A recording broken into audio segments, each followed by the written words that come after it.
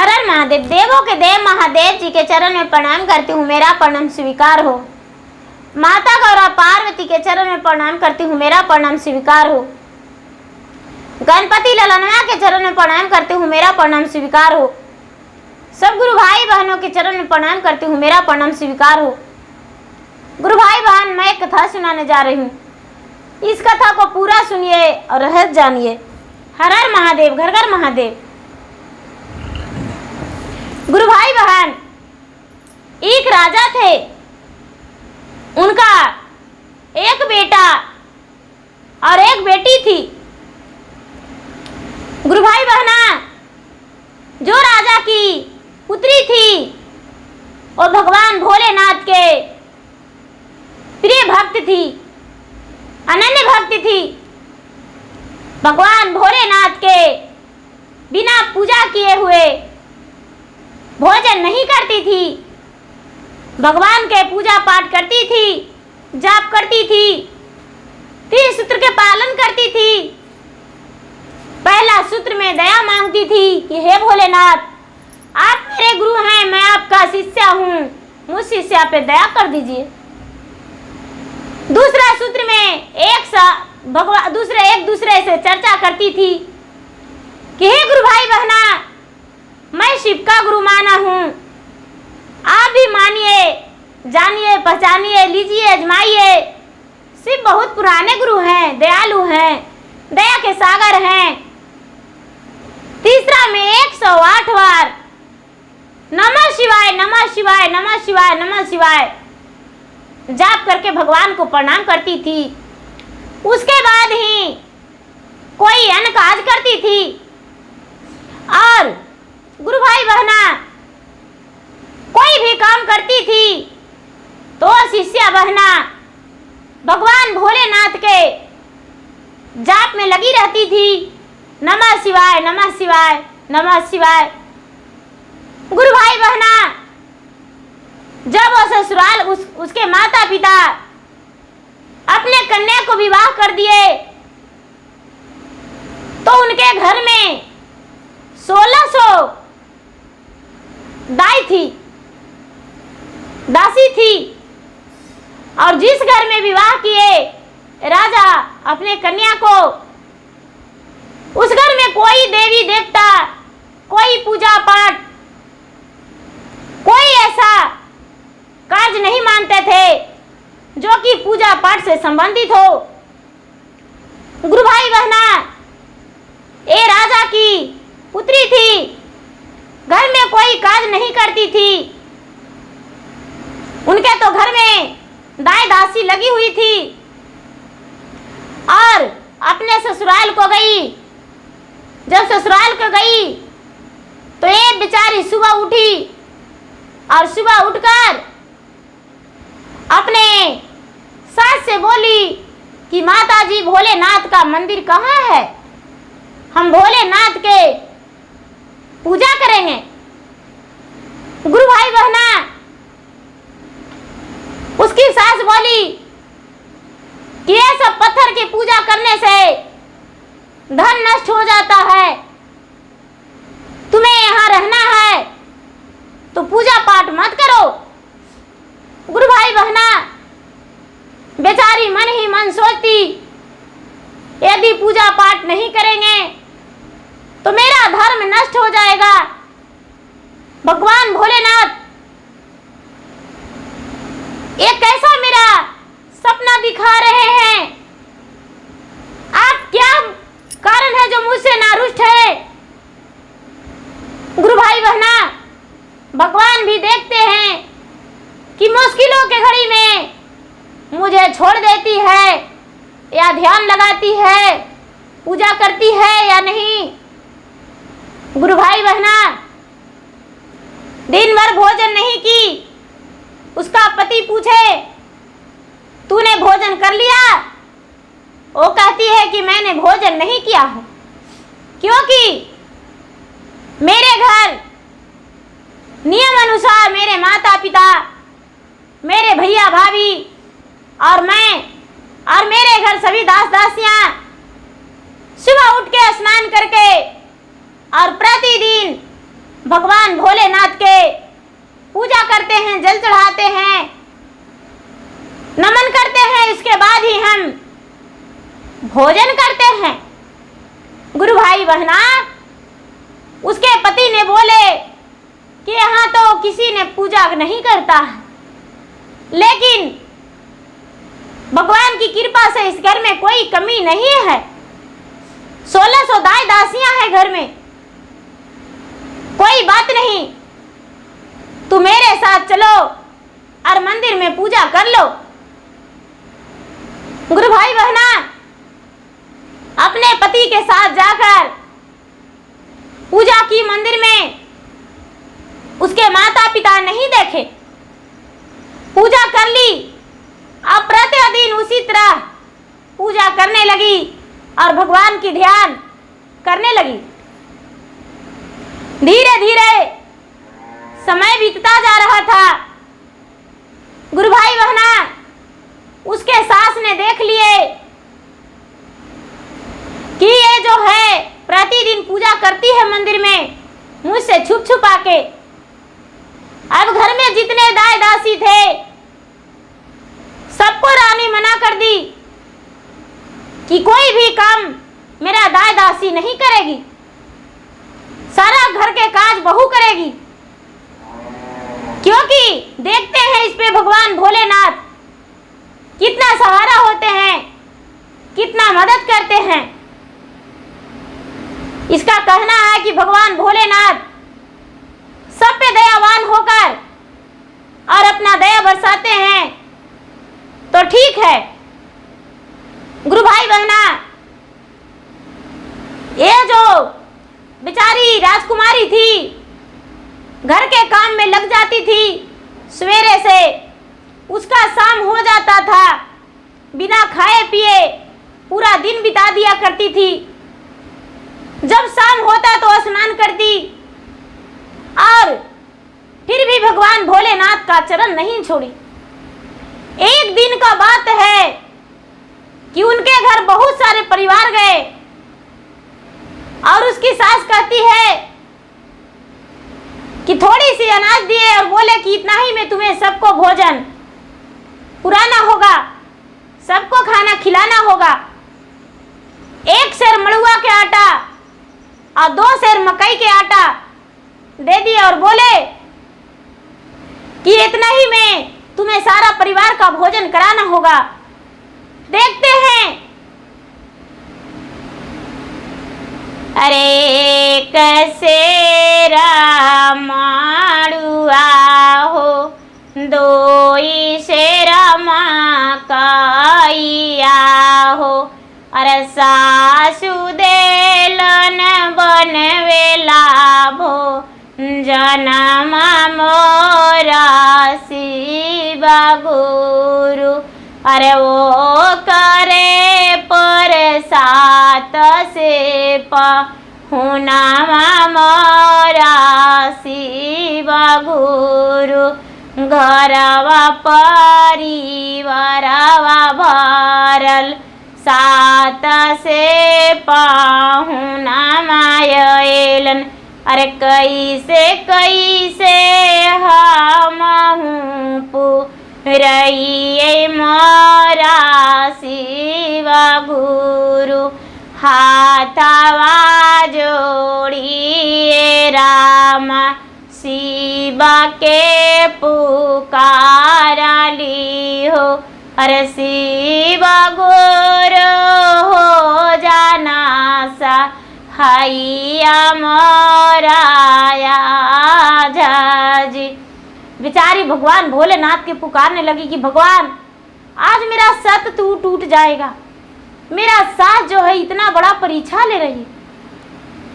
गुरु भाई बहना मड़ुआ के आटा और मकई के आटा इसको बेचारी को गूंथना भी नहीं आता था। भगवान भोलेनाथ से पुकार के और बेचारी आटा गूंथ रही है और भोजन बनाने को लिए शुरू कर दी। गुरु भाई बहना ये बना के रख रही है 1 रोटी, इसको हो रहा है 4 रोटी। इतना रोटी हो गया, इतना रोटी उसके पास हो गया कि पूरा परिवार के खा के भी भोजन उसका बच गया। गुरु भाई बहना सास देखती है कि अब इसको डांटेंगे, अब बोलेगी कि भोजन खत्म हो गया, अब इसको डांटेंगे, अब भोजन खत्म हो गया, लेकिन भोजन तो खत्म हो ही नहीं रहा था। गुरु भाई बहना जब भोजन खत्म नहीं हुआ तो उसको सास देखती है कि जितना हम भोजन बनाने को लिए दिए थे उतना तो बिल्कुल पड़ा हुआ है। गुरु भाई बहना पूरे अपने महल में, राजमहल में कहने लगी कि ये मेरा बहू जादूगरनी है, जादू जानती है। हम इतनी सी अनाज दिए थे भोजन बनाने के लिए, लेकिन इतना सारा भोजन कहां से आया? ये जादूगरनी है। गुरु भाई बहना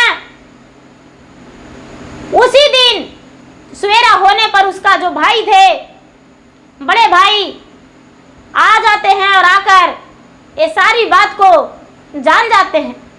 उसके सास के कहते हैं कि मेरे बहन पे आप लालछन मत लगाइए, मेरे बहन को विदा कर दीजिए, हम बहन को अपना घर लेकर जाएंगे। गुरु भाई बहना उसके सास और ससुर उसे विदा कर देते हैं, विदा कर देते हैं और नदी में बाढ़ आ जाता है। रास्ते में नदी पड़ता है और नदी में बाढ़ आ जाता है। एक मृतक है, मृतक किनारे में लगा हुआ है और मृतक जो है वो हंस रहा है ठठा ठठा के। मृतक हंस रहा है ठठा के। भाई बहन पूछते हैं कि आखिर क्या कारण है जो तूने मर के भी मुझे देखकर हंस रहे हो? गुरु भाई बहना वो मृतक बोलता है कि क्या कहूं, मेरा किस्मत तो ऐसा है कि इतना बड़ा भारी बाढ़ भी आ गया है, लेकिन मेरा शरीर दह नहीं रहा है। 12 बरस से मेरा शरीर इस नदी में भटक रहा है, लेकिन ना ही सड़ता है ना ही गलता है। मैं क्या करूं, मुझे समझ में नहीं आता है। और तुम दोनों भाई बहन यदि इस नदी में पैर धरोगे तो दह जाओगे। गुरु भाई बहना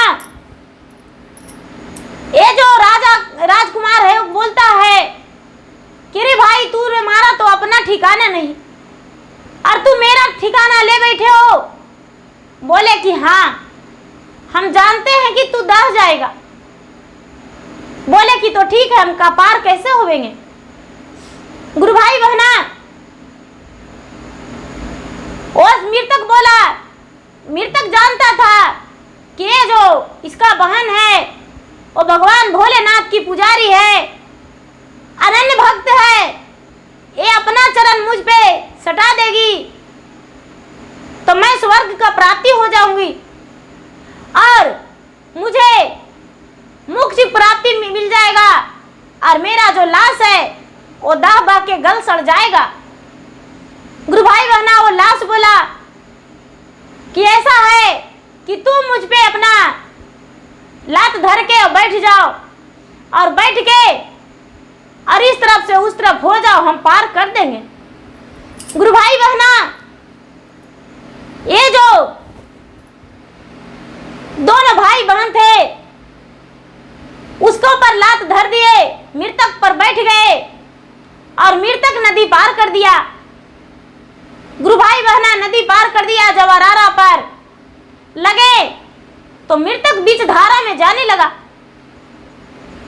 ये दोनों भाई बहन कहते हैं कि अरे भाई अभी तो तू ठठा के मुझे देखकर हंस रहा था, लेकिन अब तू बीच धारा में कैसे जा रहा है? लाश में से आवाज निकलता है कि तेरा बहन का चरण जो है वो चरण के मेरा शरीर में लग जाने के कारण हम स्वर्ग को प्राप्त हो गए। तेरा बहन भगवान भोलेनाथ की पुजारी है और वही हम इसका चरण जो है वही चरण, इसका चरण मुझ पे लगना था, नहीं लगता तो मुझे मुक्ति नहीं मिलता। गुरु भाई बहना वहां से दोनों भाई बहन चलने लगे। चलने लगे तो थोड़ी दूर चले तो एक ब्रिज था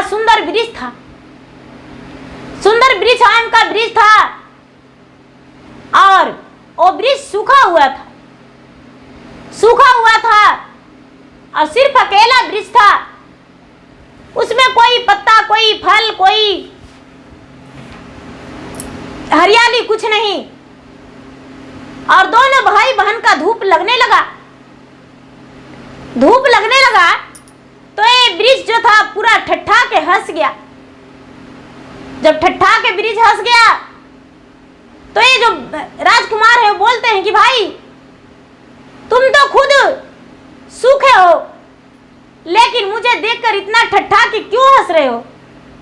अरे एक तो छांव नहीं देता और दूसरे में तुम मुझे देखकर ठट्ठा के हंस रहे हो। गुरु भाई बहना, आम जो था, आम बोलता है अरे हम तो सूखे हैं, लेकिन मेरा छांव में बैठ कर तो देखो, मेरा वृक्ष के पकड़ के दोनों भाई बहन बैठ के देखो, उसके बाद पता चल जाएगा।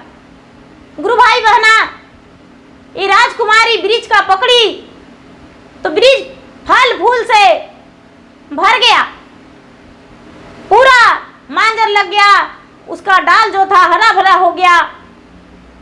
ये राजकुमार चकित होकर और आम से बोलता है कि भाई तेरा तो सूखा हुआ डाल था, और आखिर क्या कारण है जो तेरा पत्ता हरा भरा हो गया?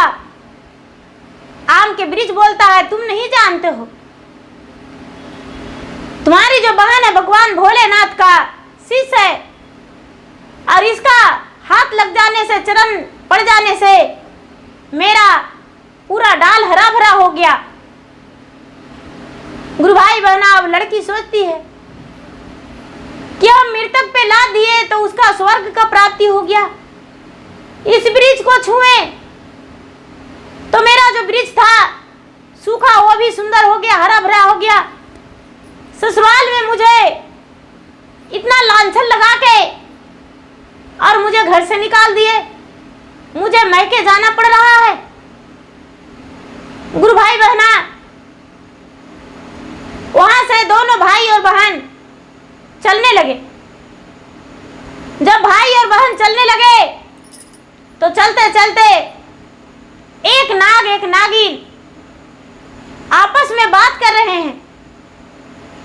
आपस में बात कर रहे हैं कि ये राजकुमार जो है अपने बहन को लिवा लाया है, लेकिन इसका जो पति है पीछे से आ रहा है, इसका पति इसको पीछे से लिवाने आ रहा है, इसलिए कि घर से कदम बढ़ाया है और इसका घर में अग्नि जल रहा है, इसका घर जो है नष्ट हो गया है, इसका घर सारा तहस नहस हो गया है।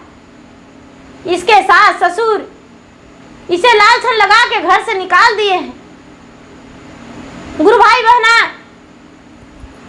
ये नाग नागिन के बात सुनकर भी आगे कदम बढ़ा दिए और घर अपना पहुंच गए। जब घर पहुंच गए तो इनकी जो भाभी थी, इसके माता पिता बहुत लाड प्यार से इसको घर में रखे। शाम हो जाने के बाद इसका पति भी इसके घर आए और घर आकर अपना सबसे क्षमा मांगे और क्षमा मांगकर कहने लगे कि मेरा जो भी माता पिता ने गलती किया वो मुझे क्षमा कर दीजिए, अब हम अपना पत्नी को ले जाना चाहते हैं।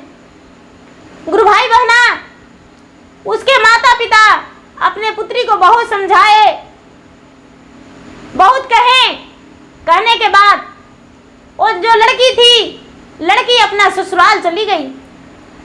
जब ससुराल गई तो उसके जो घर के परिवार थे, सारा परिवार क्षमा मांगे और देखते हैं कि सारा धन संपत्ति सब तहस नहस हो गया, सब ढह डनमना गया है, सब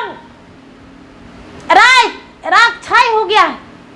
गुरु भाई बहना, ये राजकुमारी जो राजा की बहू थी, राजा के राजमहल तो नष्ट हो गया, कुछ तो राजमहल में रहा नहीं, लेकिन जब ये राजकुमारी अंदर पांव धरी राजमहल के अंदर, तो फिर से राजमहल वैसा ही हो गया।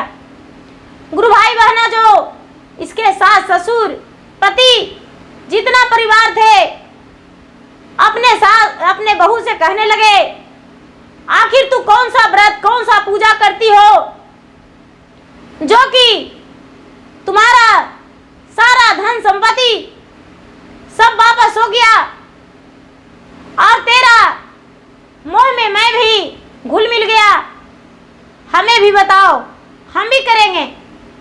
गुरु भाई बहना, ये राजकुमारी कहती है, माता जी मैं वही करता हूँ जो सब लोग करते हैं, मैं भोलेनाथ का पुजारी हूँ, भोलेनाथ का प्रतिदिन पूजा करता हूँ और भोलेनाथ के पूजा करके